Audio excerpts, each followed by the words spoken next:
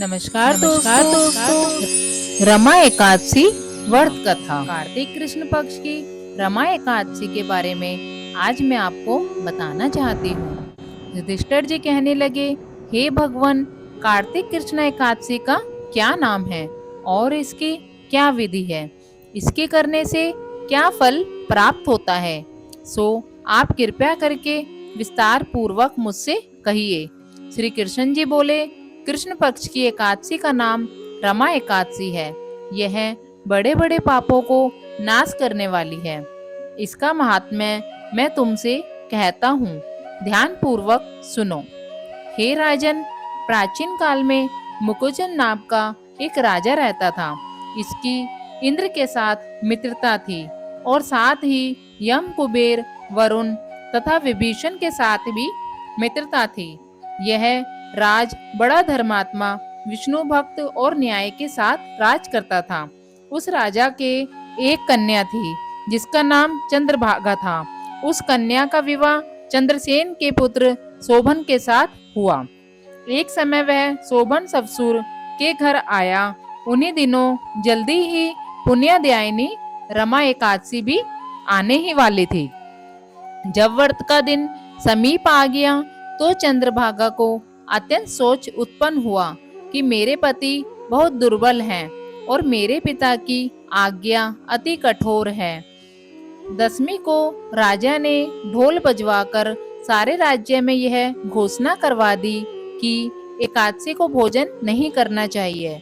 ढोल की घोषणा सुनते ही शोभन को अत्यंत चिंता और अपनी पत्नी से कहा, हे प्रिय, अब क्या करना चाहिए? मैं वो किसी प्रकार भी भूख सहन नहीं कर सकूंगा। ऐसा उपाय बतलाओ कि जिससे मेरे प्राण बच सके, अन्यथा मेरे प्राण अवश्य चले जाएंगे। चंद्रभागा कहने लगी कि स्वामी, मेरे पिता के राज्य में एकादशी के दिन कोई भी भोजन नहीं करता। हाथी, घोड़ा, ऊंट, बिल्ली, गऊ आदि भी तृण अंजल आदि ग्रहण नहीं कर सकते। फिर मनुष्य का तो कहना ही क्या है।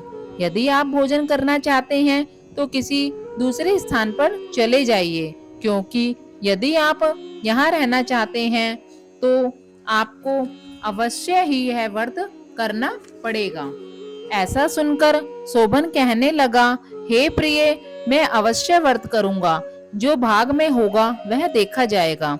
ऐसा विचार कर उसने व्रत रख लिया और वह भूख व प्यास से अत्यंत पीड़ित होने लगा। जब सूर्य नारायण अस्त हो गए और रात्रि को जागरण का समय आया, जो वैष्णवों को अत्यंत हर्ष देने वाला था, परंतु शोभन को अत्यंत दुखदायी हुआ। प्रातः काल होते शोभन के प्राण निकल गए। तब राजा ने सुगंधित काष्ठ से उसका दाह संस्कार कराया, परंतु चंद्रभागा ने अपने पिता की आज्ञा से अपने शरीर को दग्ध नहीं किया और शोभन की अंत्येष्टि क्रिया करने के बाद अपने पिता के घर में ही रहने लगी। रमा एकादशी के प्रभाव से शोभन को मंदराचल पर्वत पर धन धान्य से युक्त तथा शत्रुओं से रहित एक सुंदर देवपुर प्राप्त हुआ।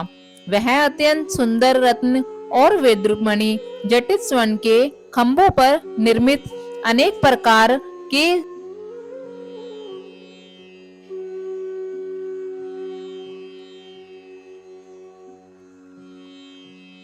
टिकमनी से सुशोभित भवन में बहुमूल्य वस्त्र भूषणों तथा छत्र व चंवर से विभूषित गंधर्व और अप्सराओं से सुशोभित सिंहासन पर आरूढ़ ऐसा लगता था मानो दूसरा इंद्र विराजमान हो। एक समय मुक्चुंद के नगर में रहने वाला सोम शर्मा नाम का ब्राह्मण तीर्थ यात्रा करता हुआ घूमता फिरता उधर जा निकला और उसने शोभन को पहचान कर यह तो राजा का जमाई शोभन है, उसके निकट गया। शोभन भी उसको पहचान कर अपने आसन से उठकर उसके पास आया और प्राण मादी करके कुशल प्रश्न किया। ब्राह्मण ने कहा कि राजा मुक्चुंद और आपकी पत्नी चंद्रभागा कुशल से हैं। नगर में भी सब प्रकार कुशल है, परंतु हे राजन, आपको अत्यंत आश्चर्य हो रहा है। आप अपना वृतांत कहिए कि ऐसा सुंदर नगर जो न कभी देखा न सुना आपको किस प्रकार प्राप्त हुआ। तब शोभन बोला कि कार्तिक कृष्णा रमा एकादशी का व्रत करने से मुझे यह नगर प्राप्त हुआ, परंतु यह अस्थिर है, यह स्थिर हो जाए ऐसा उपाय कीजिए। ब्राह्मण कहने लगा, हे राजन, यह स्थिर क्यों नहीं है और कैसे स्थिर हो सकता है, यह आप बताइए, फिर मैं अवश्य में यह उपाय करूंगा। मेरी इस बात को आप मिथ्या ना समझिए। शोभन कहने लगा कि मैंने इस व्रत को श्रद्धा रहित होकर किया है, अतः यह सब कुछ अस्थिर है। यदि आप मुकुंदचंद की कन्या चंद्रभागा को यह सब वृतांत कहें तो यह स्थिर हो सकता है। ऐसा सुनकर उस श्रेष्ठ ब्राह्मण ने अपने नगर में लौटकर चंद्रभागा से सब वृतांत किया। ब्राह्मण के वचन सुनकर चंद्रभागा बड़ी प्रसन्नता के साथ ब्राह्मण से कहने लगी कि हे ब्राह्मण, यह बात आपने प्रत्यक्ष में देखी या सपने की बात कर रहे हैं। ब्राह्मण कहने लगा कि हे पुत्री, मैंने महावन में तुम्हारे पति को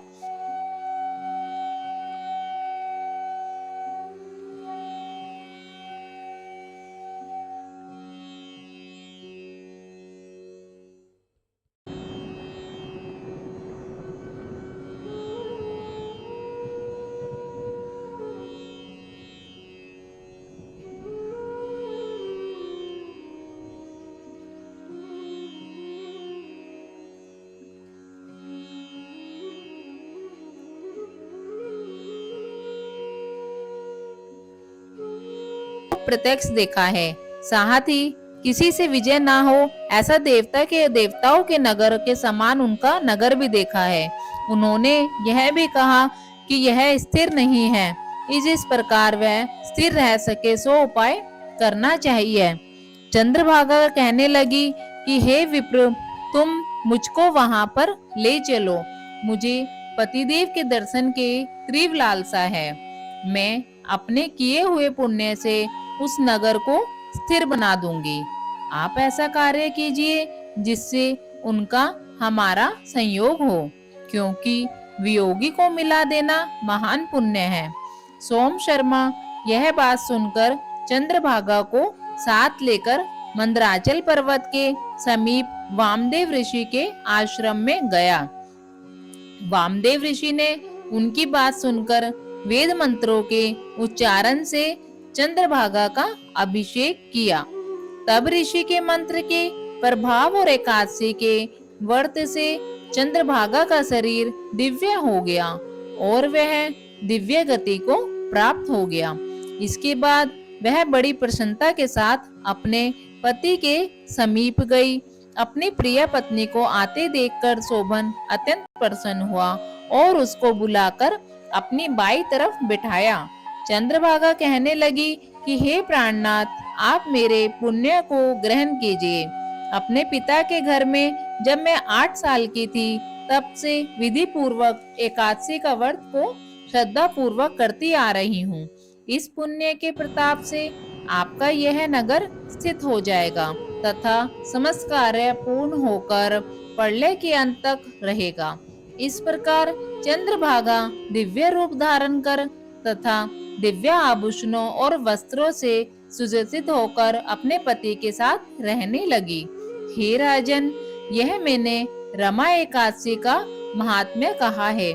जो मनुष्य इस व्रत को करते हैं उनके भ्रम त्यादि समस्त पाप सब नष्ट हो जाते हैं। कृष्ण पक्ष और शुक्ल पक्ष दोनों ही एकादशी समान हैं, इनमें कोई भेदभाव नहीं है। जो दोनों को पढ़ते अथवा सुनते हैं वे समस्त पापों से छुटकर विष्णु लोक को प्राप्त होते हैं। यह थी रामा एकादशी व्रत कथा। आपको अगर ये वीडियो अच्छी लगे तो इसे आगे से आगे शेयर कीजिए और मेरे चैनल मोनिका पंजाबी को सब्सक्राइब करना ना भूलें। आने वाली वीडियो का इंतजार कीजिए।